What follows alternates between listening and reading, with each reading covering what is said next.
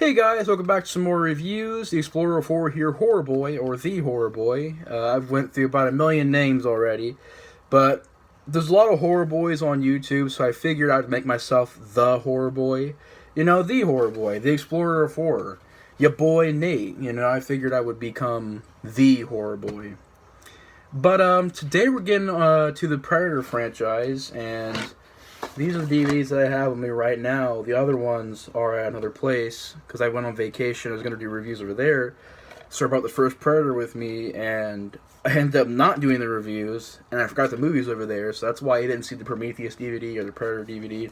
But I do have these, which there's not really much to show anyways. This is like a freaking generic DVD, and this one just a pretty average one. And I have a really, really bad DVD of the first Predator. Because it has, how many features the first Predator has? On DVD copy that I own? 0. It has 0 features. It's pretty sad. But today we're going to be getting to a review that, might be long, might be short. We'll see how it goes. Because, really, there's not much more I can add on this film. It has a very well-known legacy. It's a film that I find to be very fun to watch. And that is Predator, which came in 1987. Got 7.8 on IMDb. Directed by John McTiernan. Co-starring Arnold Schwarzenegger. Carl Weathers from the Rocky movies, Bill Duke, Jesse Ventura, Richard Chavez, R.J. Armstrong, Shane Black. You got Kevin Peter Hall playing the Predator in this and in Predator 2. I think Predator 2 would be his last movie, unfortunately.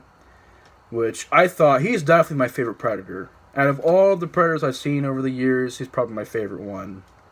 Just because I think he invented that. It wasn't like somebody just getting into a suit and just, oh, hey, I'm an alien. No, he really made the body language of the alien and of the Predator.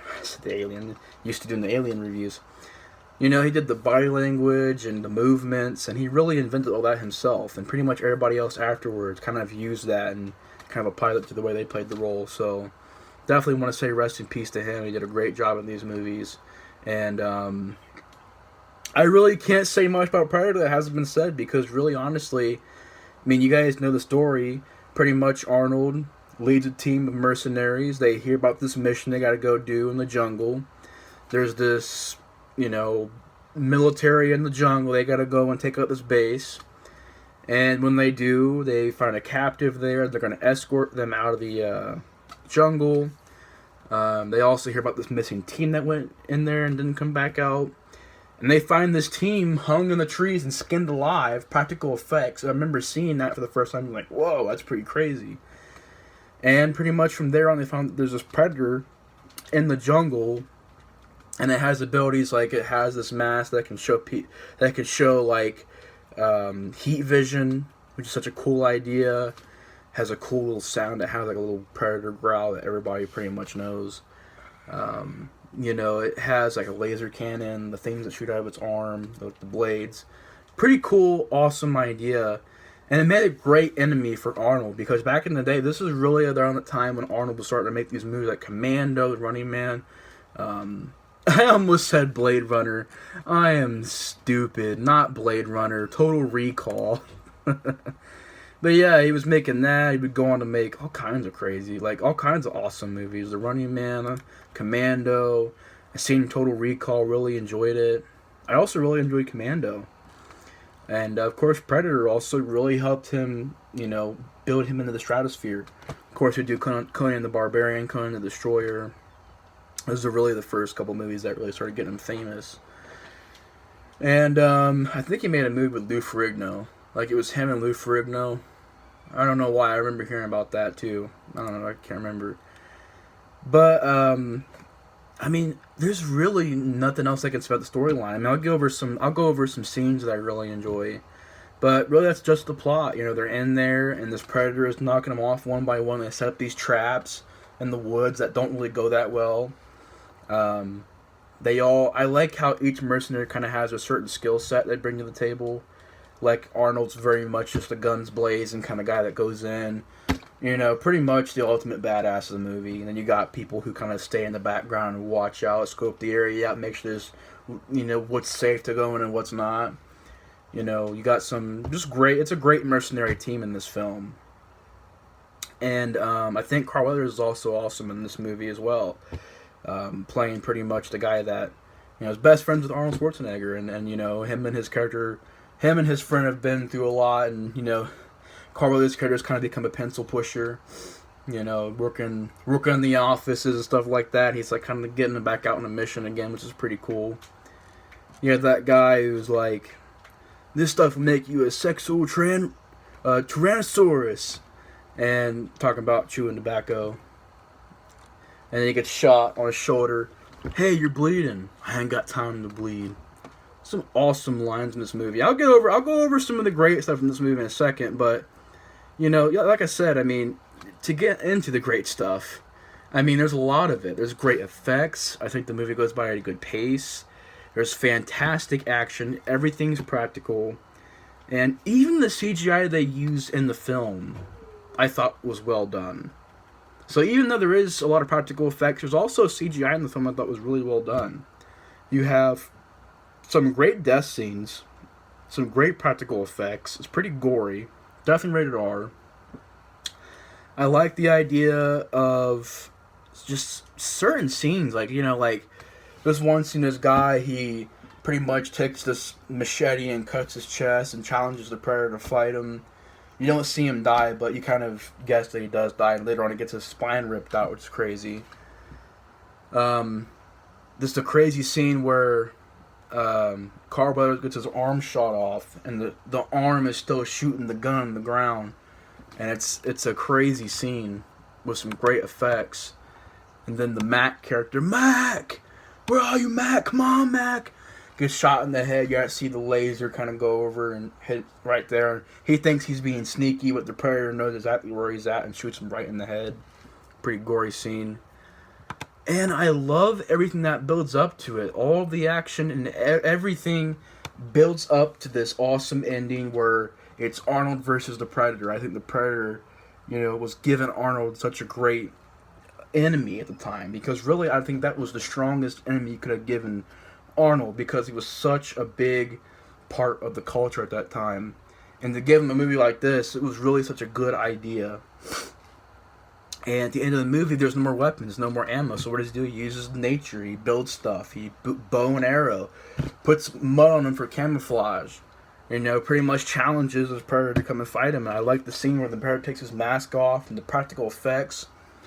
And I remember the first time I seen this movie, my dad was talking about it, and I was like, I've never seen Predator before. And he was like, you never seen Predator before? I'm like, no, man, I've never seen it. So we went to the Blockbuster. It's crazy because this shows you how long ago this was. We went to Blockbuster, rented the DVD, and I watched it. It was such a cool experience watching this movie because I'd never really seen a movie like this before, with the alien creature that had all these cool weapons and strengths, and it was such a cool idea. And it's still a cool idea. I think this is one of those ideas that just doesn't age. I think it's such a cool concept. And the simplicity of the Predator in this movie, I think, really helps. The only time I really think that the upgrades was done well was in this film, Predator 2. Because it upgrades the Predator, gives him more visions to see out of, gives him more toys to play with. But it didn't overkill it. Like, if you watch Predators, it's insane. First of all, they make these Predators look 1,000 times more stronger, bigger, buffer. They have more weapons. There's more Predators. And then in The Predator, there's this Super Predator, which I heard about, which kills other Predators, which I'm kind of like, so what are you saying? These ones are useless now? Is that what you're saying? Because if you're saying that, then the new movie The Predator could screw off, because these are freaking badass. I really don't like that, because and it's the same thing in AVPR. It's like they're always trying to screw the Predator. It's like, leave him alone, man. He's good the way he is. You don't need to make him have all these freaking gadgets. And then in AVPR, they make this alien Predator hybrid, which could kill both breeds. I'm just like, man, this stuff is ridiculous, man. You can't forget the alien or the Predator dogs. Oh yeah, and then Predators, which brothers over there, Jacob614, right? Or no? No, but I don't want to. He's got a new channel, but I'll leave a link to his channel. I don't want to say it right here, but Jacob's over here playing the game. But he just made up a good point. They're in Predators. There's the Predator dogs, which I'm kind of like, Really, like you And don't in the really Predator, need I'm all of pretty sure this. in the Predator, the dogs make a return. Yeah, like something in the Predator's more creatures.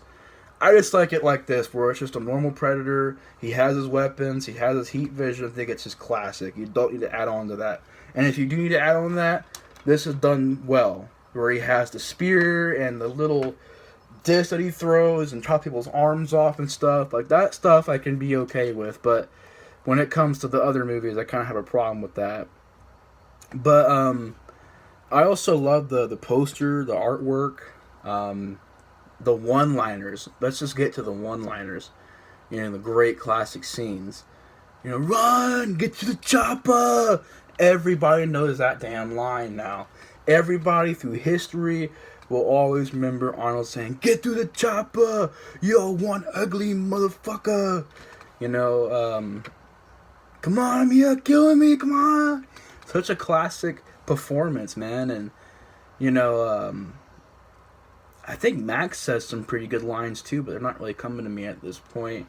Says like, you know, look out in the trees, you see it right there.